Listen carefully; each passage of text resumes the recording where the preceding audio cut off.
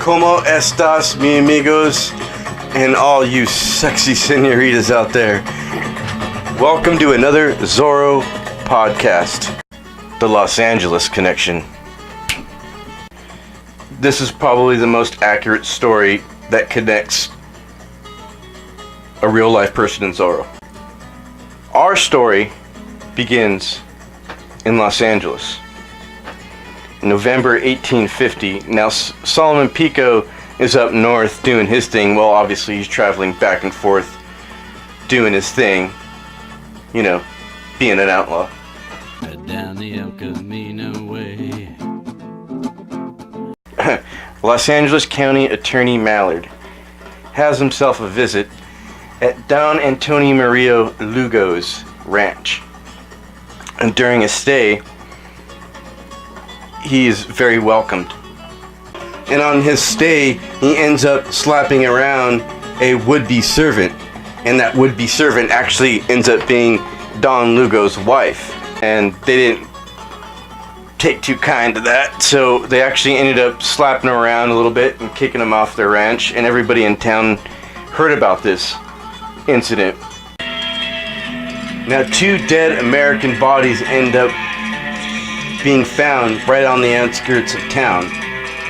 And this is Attorney Mallard's chance to blame the Lugos. Now, after the 2 bodies are found and Mallard issues the warrant, a small posse of Texas Rangers go out and capture the 2 Lugo sons and bring them back into town to hang them. And right before they hang them, the U.S. military comes in and saves the 2 Lugo brothers from being hanged and jail them. Now, this is where the Zorro Salomon Pico connection comes in.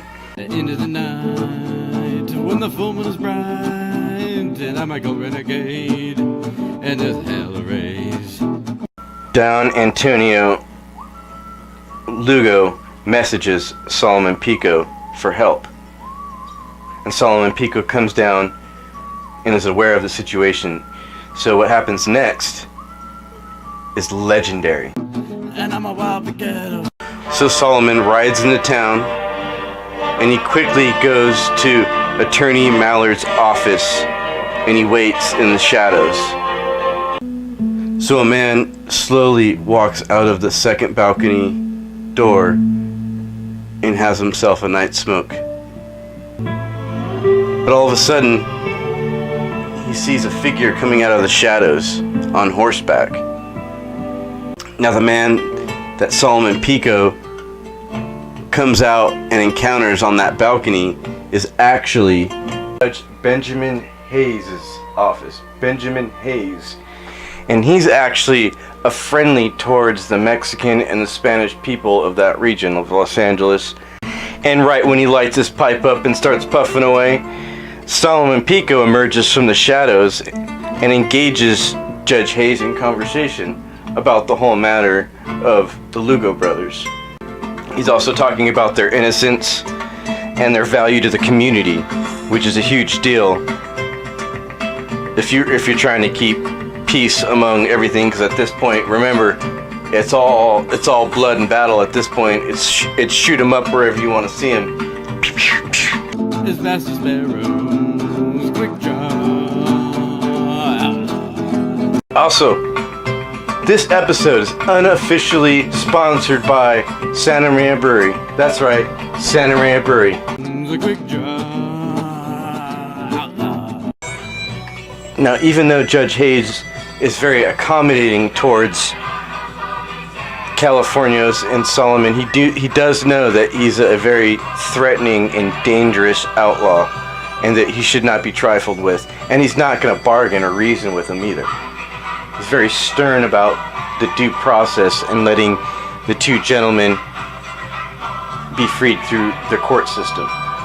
Now, Salomon Pico, on the other hand, did not trust the court system and did not believe that these 2 were going to be able to get out of their sentence because of all the drama that surrounded them, between the murders and their mother being slapped around. Now, all of a sudden, as the argument starts to get a little bit more heated between Solomon Pico and Judge Hayes, in the middle of nowhere, Solomon Pico reaches for his gun and shoots. Spanish-Mexican standoff. Solomon Pico shoots at Judge Hayes, and he actually ends up shooting his hat.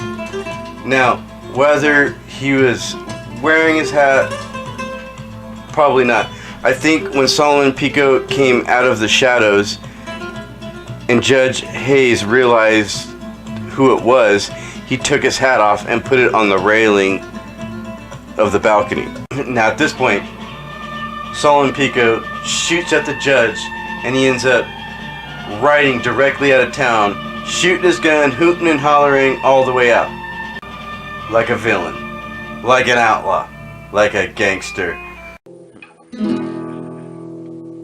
Promptly after that, Judge Hayes put down the hammer and sent Los Angeles Sheriff Burton directly after Solomon Pico, about 10 miles on the outskirts of Los Angeles, right outside of town, in the mountains.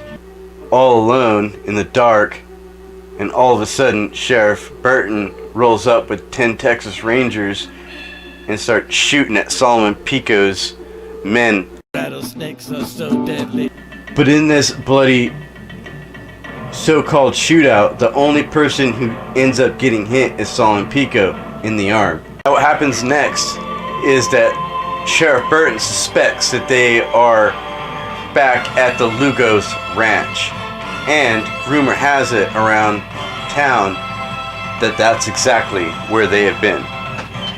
So Sheriff Burton and the Texas Rangers roll up to Solomon Lugos ranch, and they are greeted by the caretaker. And this caretaker's name happens to be Bill Poncho, William Poncho.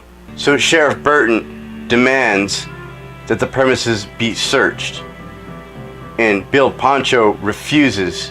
Actually ends up challenging Sheriff Burton to his sword duel in order for him to do this. He swears by the life he will not let him. So he has to fight him one-on-one with swords honorably. Bill Poncho quickly dismantles Sheriff Burton, outmatches the sheriff as a swordsman. He can't compete. He just tires him out until the sheriff gives up. Once the sheriff gives up, Bill does a friendly, courteous gesture. Promptly invites them in for food and drinks. All of them. So do the sheriff and the Texas Rangers and Bill and the whole Lugo attendants and the family end up drinking throughout the night. And they end up settling it.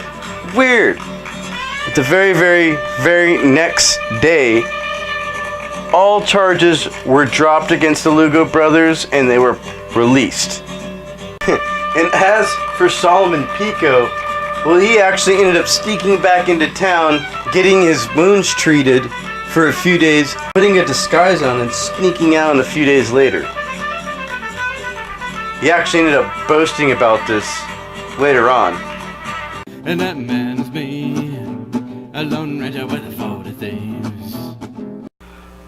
Alright folks, well that concludes this episode of the story of Solomon Pico.